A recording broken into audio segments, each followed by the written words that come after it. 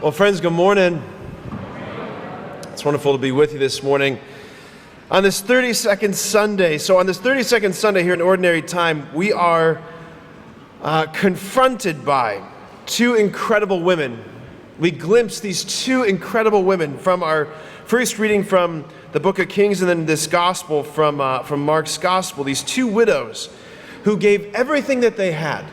These two widows who gave everything that they had, they gave everything that they are, and Jesus is holding up these women for us. The church is holding up these women for us today to contemplate them. One, to be, I would say this, to be consoled, and to secondly, to be challenged to see Jesus more deeply. Consolation and an invitation to see him a little bit more deeply. That's where I want to go this morning with this homily for this 32nd Sunday. So first to our first reading, right? So we've got Elijah, the prophet. He's weary from his travels. He comes to this pagan territory. He encounters this widow from Zarephath. Now, widows in the ancient world were incredibly vulnerable. They were in a very precarious situation because in that culture, in that milieu, there was no one to take care of them. They were very exposed, very vulnerable, just subject to like the whims of other people. Like it was a very precarious situation. So Elijah comes across this widow. He's weary from his journey and he asks her for a drink of water. And then he doubles down and asks her for a loaf of bread. And she says to him, this is all that I have left. This oil that's here in my jug, this little bit of flour. She says that her son and her, that they are in such a desperate state. They're at the absolute end of the rope that she's saying, I was just about to gather some sticks to bake a loaf of bread. Then after my son and I ate it, we're just going to die. It's a pretty desperate state to be in, right? Pretty desperate state to be in. And Elijah responds to her. And his response, at least it was for me when I was reading through it and praying through it, it can strike us like the words of like a slimy, like used car salesman a little bit. He's like, listen, lady, I'm telling you, bake me a loaf of bread first, and I'm telling you, that jug of oil, that's not going to run dry.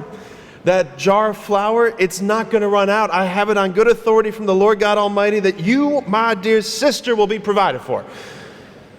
You're like, that's a wild claim, right? That's a wild claim. For 3 easy payments of $39.95, unended, unlimited, oil, flour coming your way. All right. That's what he claims. That's what he claims. It would have been more than reasonable. It would have been more than reasonable. It would have been more than logical for her to say, look, I'm so sorry. Like, I just can't take that risk. Like, I have to take care of my son first before I even take care of myself, before I take care of you. I can't take that risk. I've got nothing left. But she doesn't do that. It's extraordinary. She steps out in faith and trust, and she leans out on the word of this prophet, and she throws caution to the wind, and she chose to believe him, and she's rewarded for this absurd trust that she shows. In fact, the jug of oil doesn't run out. In fact, the jar of flour doesn't run dry. Look, he wasn't taking advantage of her. His deep need was calling out to her deep poverty, and she responds. And this is how I was thinking about this, that she responds with this lavish generosity. Like her response, it's like she's moving in harmony with the very logic of God the Creator himself. A love of wild, lavish generosity. I'm going to come back to that in the end. But then when we turn to the gospel, again, we encounter another widow. This is what I want you to first notice. Jesus really sees her. It seems to be that he's the only one who's really taking notice of her. Like he's honed in. She's in the temple area, in the treasury. Nobody else is paying attention to her. After all, who would pay attention to her? She's a nobody, and she's making a nothing sacrifice.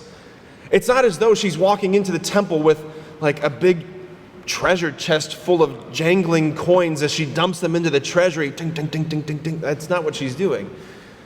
It's 2 tiny little pennies, 2 tiny little coins. Drops them in insignificantly. But Jesus has his gaze trained upon her. What's the point? The point is this, that her sacrifice is not going unnoticed by him. That's the first thing I want us to notice, that your sacrifices, my sacrifices, the things that we think nobody else is paying attention to or seeing, he's seeing. He sees it.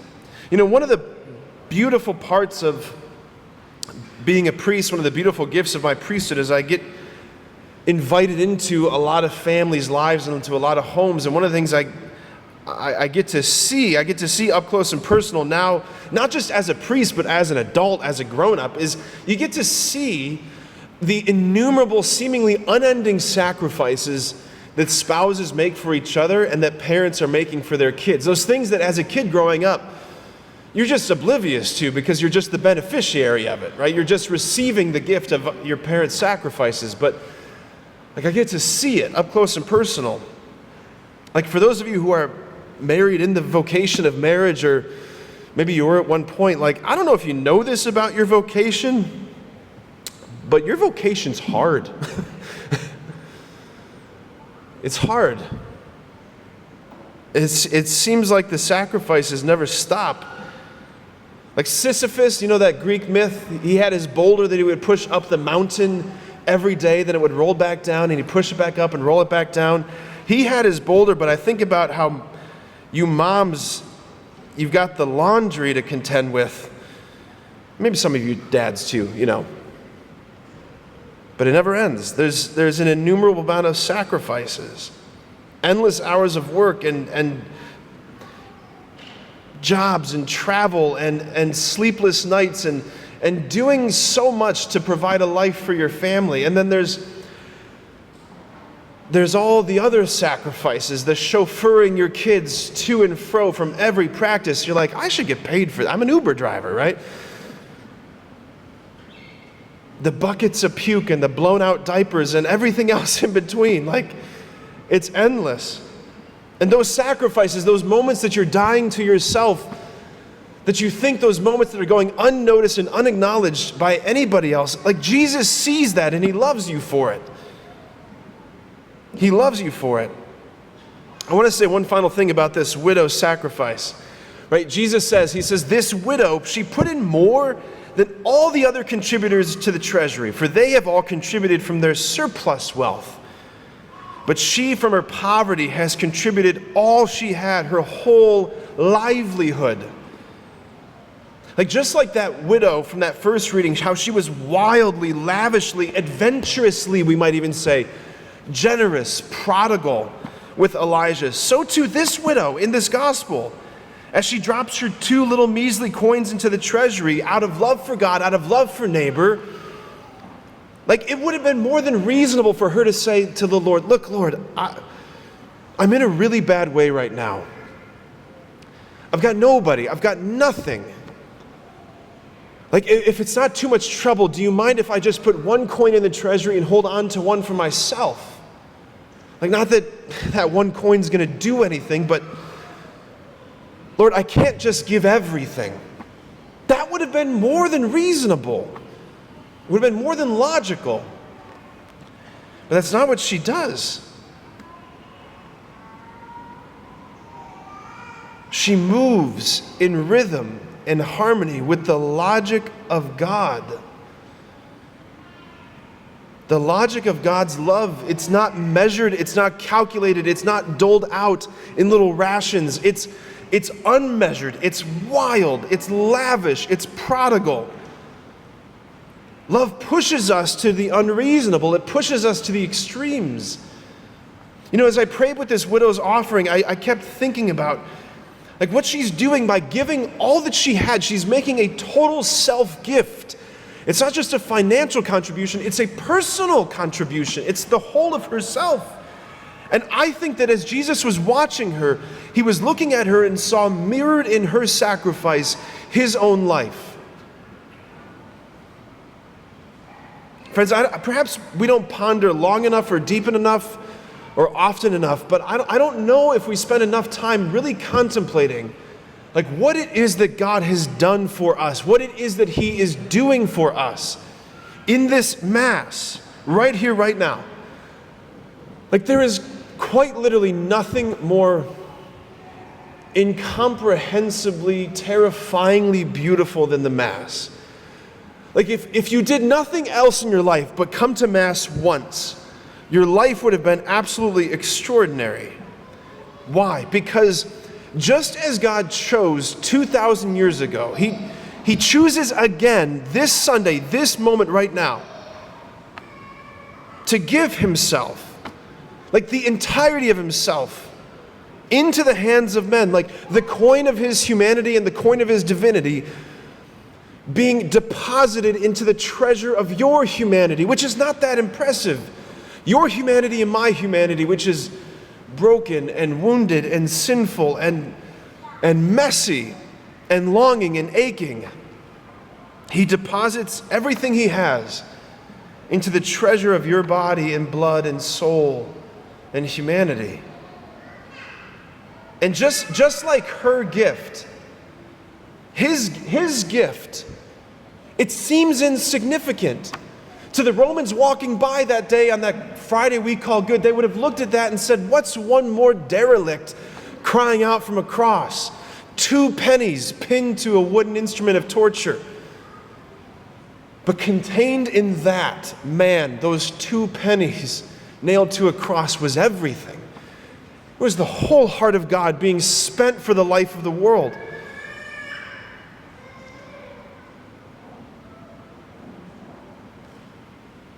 And that gift that comes to us still in the Eucharist. You know, before Mass, in the sacristy, setting up for Mass, setting up the vessels, setting up the sacred elements used for Mass, the water, the wine, the bread. You know, these tiny little communion hosts that we have. I don't know where we order them from, but they come in like a sleeve of about 100. And they're tiny little nothings, utterly insignificant. I mean, the reality is, right, like, how many of us after Mass this morning, after you've consumed this, like you'll leave here with a belly still hungry for breakfast, hungry for lunch? Like you'd have to eat like 3 sleeves of these to feel a little bit sated. You'd probably need some sauce or something, I don't know, but like, what really is this then? This seemingly insignificant thing that's at the center of what we're doing here. If statistics are right, which I think they are, at least some of the time, it's a good statistic joke. If the statistics are right, 70% of Catholics who self-report don't actually believe what we believe about this. Namely, that it becomes Jesus' body, blood, soul, and divinity. And just as many people, again, if the statistics are right, avoid coming to Mass on a weekly basis. Look, I know, like, I'm quite literally preaching to the choir, you're here. But, like, what is this little trifle? What is this little coin of bread that gets placed upon your tongue, that gets placed upon your palm? Well, it's Him. That's what this is. It's Him. All of Him. His whole heart, His whole body, His whole soul, His whole self. Like the fullness of the deity gets emptied into this and gets deposited into you. Please, for the love of God. Like, try and hear that. Try and take that in. Nothing is withheld. I don't understand this gift. I'm the one who's holding it. I don't get it. I haven't earned this. You haven't earned this. I don't deserve this. Like, who are we that God would be so willing to give His whole self to us? This totally, like, uncontracepted gift of self. I want to end with these words from then Father Joseph Ratzinger, who became Pope Benedict XVI. This is from his seminal work, Introduction to Christianity. Back to this idea of these women moving in the logic of God's lavish generosity. Here's what the Pope says. Christ is the infinite expenditure, self-expenditure of God. When we turn our eyes to the Creator, We glimpse the structural law of creation in which life squanders 1,000,000 seeds in order to save one living one, in which a whole universe is squandered in order to prepare at one point a place for spirit, for man. Excess is God's trademark in his creation. God does not reckon his gifts by the measure.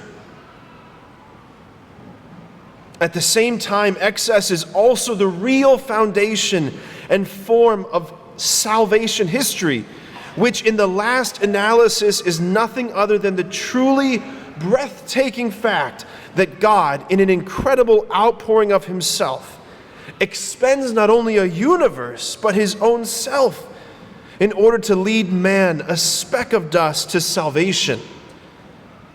So excess is the real definition or mark of God's love.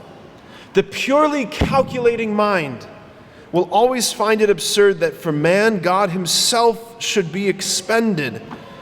Only the lover, he says, only the lover can understand the folly of a love to which prodigality is a law and excess alone is sufficient. Prodigality alone is a law, excess alone is sufficient. Lord, grant us the grace, we beg you this day, of fear and trembling, of awe and holy reverence as we approach your altar to receive you today. And let us respond, Lord, with the generosity of our own lives in loving you and serving others. Amen.